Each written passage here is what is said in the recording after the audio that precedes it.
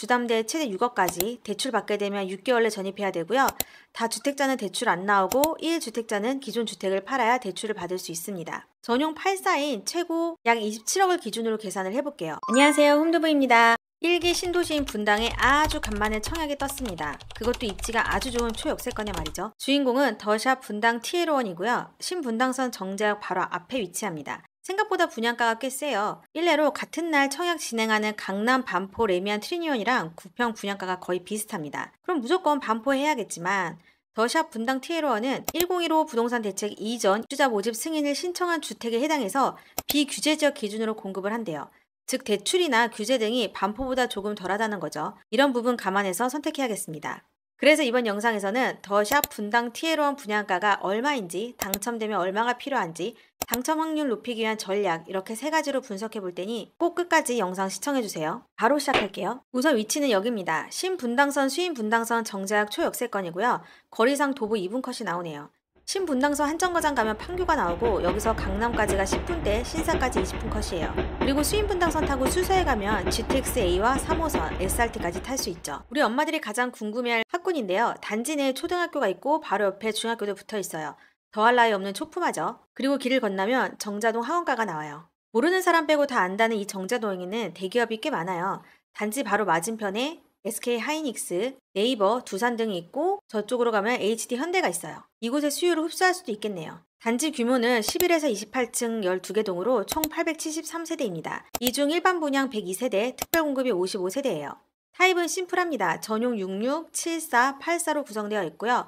아무래도 구평 타입이 굉장히 다양해요. 그런데 전용 66이나 전용 74는 가장 대중적인 4베이 구조가 없고 전용 84에만 있어요. 그러니 이쪽에 신청이 많이 몰리겠죠. 그런데 물량을 보면 84A2가 15세대로 가장 많고 84A6이 14대로 그 다음으로 많아요. 전체에서 가장 물량이 많은 건 66A1으로 33세대입니다. 우선 단지를 전체적으로 보시면 동간 간격이 꽤 넓죠. 그리고 이쪽은 주택가이기 때문에 뻥 뚫린 뷰가 될 거예요. 보시면 부대 복리시설이 곳곳에 꽤 많은데 즉 커뮤니티가 굉장히 잘 형성되어 있다는 의미예요. 스포츠존에서는 골프 연습장, 탁구장, 필라테스, 피트니스 그리고 사우나까지 있고요. 당연히 독서실, 도서관, 오픈스터디, 키스플레이 등도 잘 구비되어 있네요. 그럼 본격적으로 들어갈게요. 그래서 분양가가 얼마인가? 전용 66이 약 19억 1천에서 19억 7천만원, 전용 74가 약 22억 3천에서 23억 1천만원, 그리고 구평이죠. 전용 84가 약 24억 3천에서 26억 8천입니다. 여기에 발코니 확장비가 모두 포함되어 있기 때문에 비확장력으로는 선택이 불가해요. 계약금 10%, 중도금 60%, 잔금 30%로 납부하게 됩니다. 그럼 당첨되면 얼마가 필요할까요? 홈드부 좋아요, 구독 눌러주시고 궁금한 점은 댓글로 남겨주세요.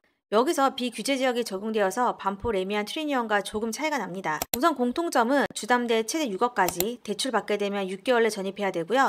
다주택자는 대출 안 나오고 1주택자는 기존 주택을 팔아야 대출을 받을 수 있습니다. 전용 8사인 최고 약 27억을 기준으로 계산을 해볼게요. 우선 계약금 10%인 2억 7천만 원이 현금으로 준비를 해야 되고요. 중도금 대출이 총 60%에서 40%까지만 나와요. 그래서 나머지 20%는 오후 6회차에서 직접 납부를 해야 됩니다. 여기 대출 이자는 후불제 조건이고요.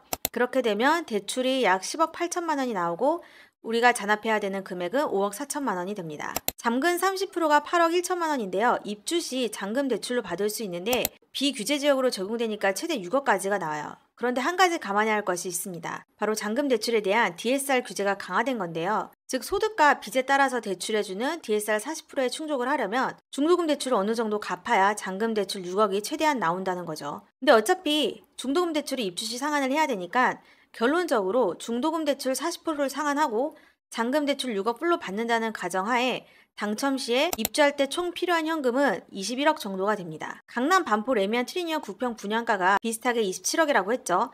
근데 여기는 규제 지역이니까 대출이 2억까지만 나오고 현금이 총 22억이 있어야 되니까 거의 4억 차이가 나네요. 전매 제한 3년 이외에 재당첨 제한이나 거주 의무는 없습니다. 즉 갭 투자가 가능한 건데 어차피 대출 받으면 6개월 내 실거주해야 되는 건 동일하고요.